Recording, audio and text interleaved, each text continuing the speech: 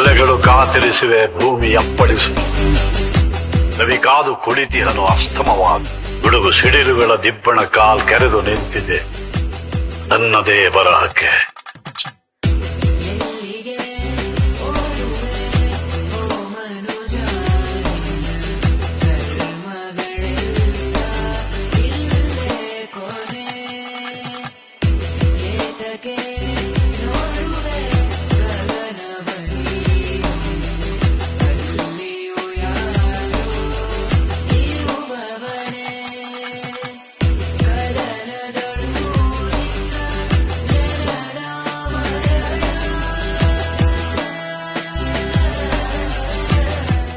ಗಾಯಗೊಂಡಿರೋ ಸಿಂಹದ ಉಸಿರು ಗರ್ಜನೆಗಿಂತ ಭಯಂಕರವಾಗಿರುತ್ತೆ